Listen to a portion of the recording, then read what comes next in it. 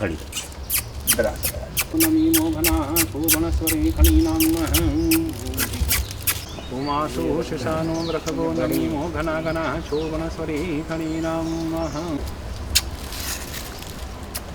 परिवाराय नमः गन्धार्थं समर्पयामि 4 वर्षं ओम कामधेनवे नमः पादयोपाघ्यं हस्तयोर्घ्यं आचमनीयं जलं सुवासाः परिवेदागासाउत्रेयान् भवति जायमानं दार्यं ग्रीष्मयमः शरद्धवीः नमस्करो।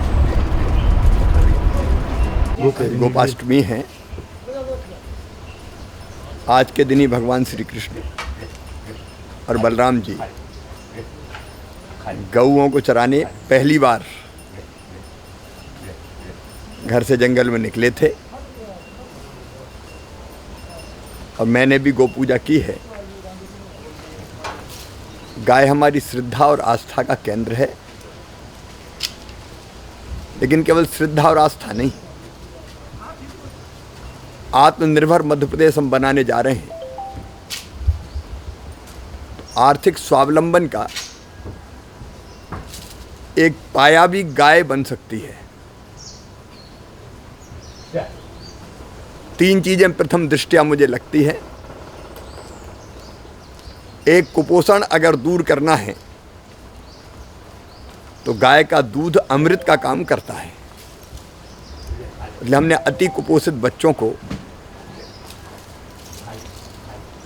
दूध देने की व्यवस्था की है। गाय का दूध अमृत है,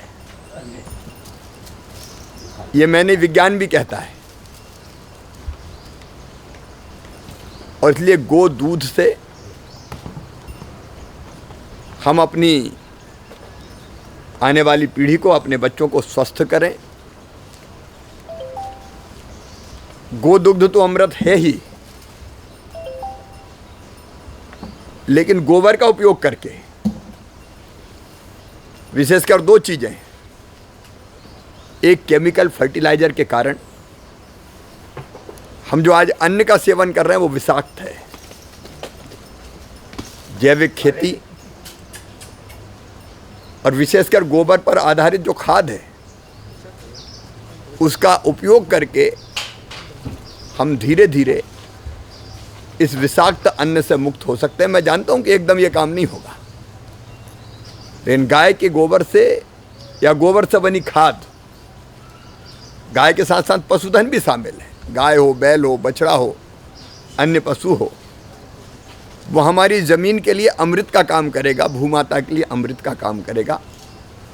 हम अपनी ज़मीन की उर्वरा शक्ति फिर से बढ़ा सकते हैं। उस दिशा में गाय संजीवनी सिद्ध हो सकती है खेती के लिए। और दूसरा है गो कास्ट। जंगल कटने से अगर बचाना है, पर्यावरण की सुरक्षा अगर करना है, तो लकड़ी की जगह गोकास्ट मतलब गोबर से बने कंडों का उपयोग। इस दिशा में रामबाण सिद्ध हो सकता है। अंतिम संस्कार के लिए गोकास्ट का उपयोग किया जाए। हमारी गौशालाएं पर्याप्त मात्रा में गोकास्ट बना रही है, मतलब गोबर के कंडे बनाए। लकड़ी की चिता जब हम सजाते हैं तो जंगल तो कटते ही है, लेकिन लकड़ी टूट टूट के गिरती है और इसलिए अस्थियां भी टूट टूट के बिखर जाती है, अस्थि संचय में कठिनाई आती है। मैं अपील करता हूं कि गोबर की खाद का उपयोग तो खेती में करें, लेकिन अंतिम संस्कार के लिए गो कास्ट की, गोबर से बने कंडों का उपयोग सम्मान के साथ अंतिम संस्कार हमारे परिजनों का करेगा। इसलिए गौशालाएं पर्याप्त मात्रा में गोकास्ट बनाएं और कम से कम अंतिम संस्कार गोकास्ट से किया जाए। गोबर के कंडों का और बहुत उपयोग है। गोबर से कई तरह की उपयोगी चीज़ें बन रही है, अनेकों गौशालाएं बना रही है। और तीसरी चीज़ है गोमूत्र। गोमूत्र से कीटनाशक, गोमूत्र से अनेकों बीमारियों की दवाइयाँ बनती है जो अमृत का काम करती है। मैं एलोपैथी को नकार नहीं रहा हूँ, लेकिन अनेकों दवाओं के साइड इफ़ेक्ट्स होते हैं। और कीटनाशकों का जो हम उपयोग कर रहे हैं, यूनियन कार्बाइड की दुर्घटना को हम भूले नहीं होंगे। वो हमारी फल और सब्जियों को, फसलों को और विषाक्त करता है। इसलिए गोमूत्र से कीटनाशक जो बनते हैं वो कीटों का तो संहार करते ही हैं, लेकिन उसके साइड इफ़ेक्ट्स भी नहीं होते। वो फल सब्जी को और अन्न को विषाक्त नहीं करते। और जो औषधियाँ बनती है वो शरीर को स्वस्थ करती है।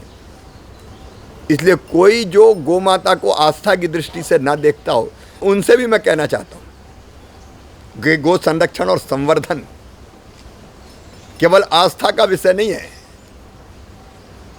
ये स्वस्थ समाज के और आर्थिक स्वावलंबन का भी आधार बन सकता है। उस दिशा में विचार करके हम फैसला करें।